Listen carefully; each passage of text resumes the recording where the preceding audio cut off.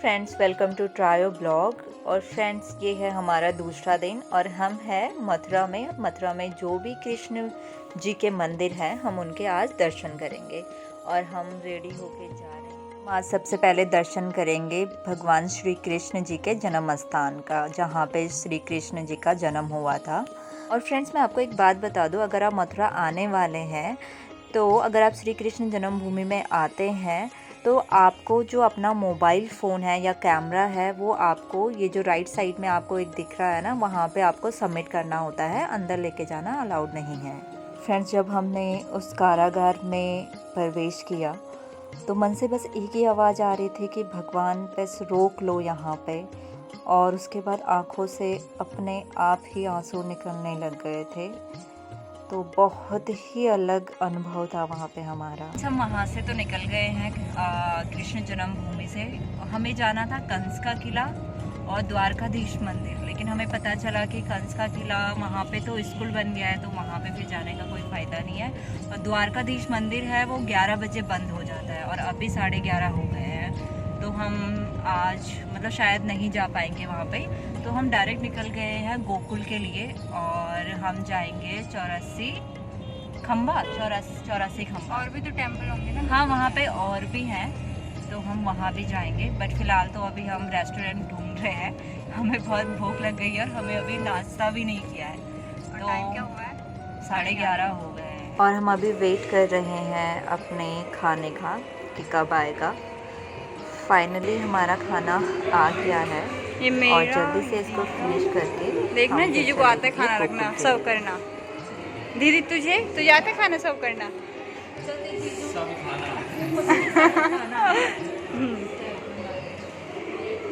हाँ, ये दीदी को। और फ्रेंड्स, हम पहुंच गए हैं 84 खम्बा मंदिर। ये यहाँ का प्रवेश द्वार है, तो चलो यहाँ से फिर अंदर एंट्री करते हैं।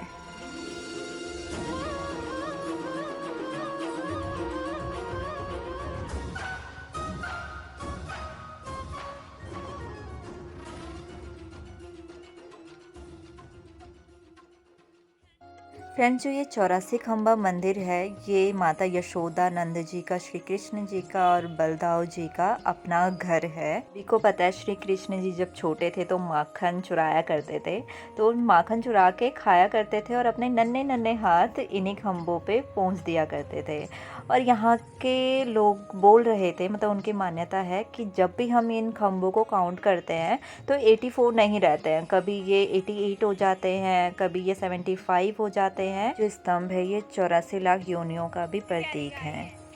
फ्रेंड्स, जो मंदिर का प्रवेश द्वार है उसके बाहर बहुत सारी गाय होती है और बहुत सारे बंदर होते हैं। तो अगर आपकी इच्छा है और अगर आप खिला सकते हैं तो इनको केले और ये जो बकेट के अंदर इन्होंने कुछ चारा टाइप का रखा था, ऐसे गोलियां बना के गाय के लिए, तो आप वो भी उनको खिला सकते हैं। और यहाँ पे वो करिश्मा को बोल रहे थे आप खिला लो, करिश्मा बहुत ज़्यादा डरती है। और भी लोगों को 10 रुपये का चारा दे रहे थे गाय को खिलाने के लिए। तो एक लेडी आती है और बोलती है कि मैं खिला दूंगी लेकिन पैसे नहीं दूंगी। तो अंकल बोलते हैं 10 रुपये का है, तो बोलती है कि 10 रुपये का तो तुम ही खिला दो ना। ये जो रिकॉर्डिंग है वो मैंने बाद में चेक की थी और मुझे इतना बुरा लगा था। तो यार 10-5 रुपये से आपका कुछ नुकसान नहीं होने वाला। और ऐसी जगह पे अपनी समझदारी ना घर छोड़ के आया करो, क्योंकि 10-5 रुपये से तुम्हारा कुछ नहीं होगा अगर तुम उनको दे दोगे। अब हम निकल चुके हैं ब्रह्मांड घाट के लिए। ब्रह्मांड घाट में भगवान श्री कृष्ण ने अपनी माता यशोदा को ब्रह्मांड के दर्शन कराए थे। आपने स्टोरी सुनी होगी, जब भगवान जी ने कुछ मिट्टी खा ली थी और माता ने बोला था कि अपना मुंह खोलो, तो उसी टाइम पे उनको ब्रह्मांड के दर्शन हुए थे। तो उन्होंने ब्रह्मांड के दर्शन तो कर लिए थे, लेकिन उनको डर था कि किसी ने मेरे बेटे के ऊपर कुछ कर दिया है। तो उसी के बगल में ही महादेव जी का मंदिर था। तो अपनी चिंता को लेके उस भगवान जी के पास जाती है, महादेव जी के पास जाती हैं और वहाँ पे प्रार्थना करती है और जल चढ़ाती है। महादेव जी प्रकट होकर उनकी चिंता का हरण कर लेते हैं और यशोदा जी उनसे वरदान मांगती है कि जो भी भक्त यहाँ पे आके 1 लोटा जल का चढ़ाता है तो उसकी सारी चिंताएं महादेव जी हर लेते हैं।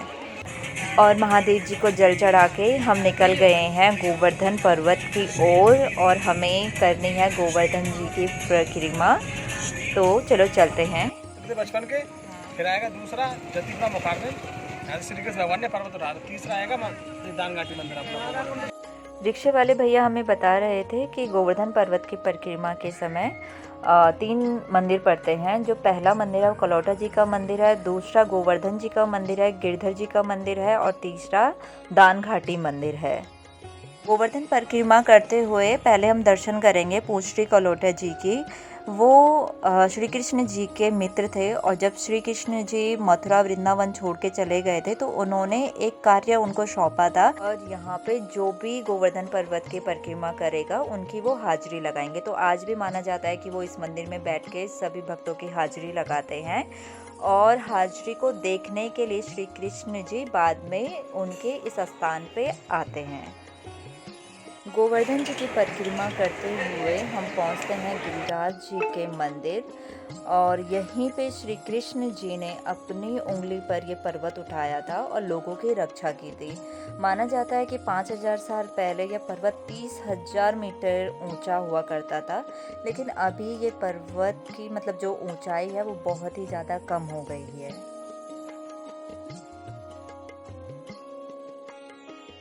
गिरिराज जी के दर्शन करने के बाद हम निकलते हैं दान घाटी मंदिर के लिए। दान घाटी मंदिर जो है यहाँ पे श्री कृष्ण जी गोपियों से दूध और दही का दान मांगा करते थे। यहाँ पे मान्यता है अगर कोई भी भक्त यहाँ पे अपने सामर्थ्य के अनुसार इच्छा अनुसार अगर कुछ भी यहाँ पे दान करता है तो भगवान उसको उसकी जो इच्छाएं होती है मनोकामना होती है उनकी पूर्ति करते हैं। दान घाटी मंदिर में हमें अच्छे से श्री कृष्ण जी के दर्शन हो गए हैं और इसी के साथ हमारी जो यात्रा है गोवर्धन पर्वत की वो कंप्लीट हो गई है, संपूर्ण हो गई है। अभी हमें निकलना है बरसाना के लिए क्योंकि शाम हो गई है और रात होने से पहले हमें बरसाना पहुंचना है। रास्ते में ही आप देखिए फ्रेंड्स हमें ये राधा कुंड के दर्शन हुए हैं। ये बहुत ही प्यारा है लेकिन हम अंदर नहीं जा पाए। मैं सोच रही थी कि मैं इसी में वीडियो ऐड करूँगी बरसाना की, बट वीडियो बहुत लंबी हो जाएगी। तो फ्रेंड्स अगर आपको हमारी वीडियो पसंद आए तो लाइक कमेंट एंड सब्सक्राइब करना मत भूलना। मिलते हैं नेक्स्ट वीडियो में, तब तक के लिए बाय बाय।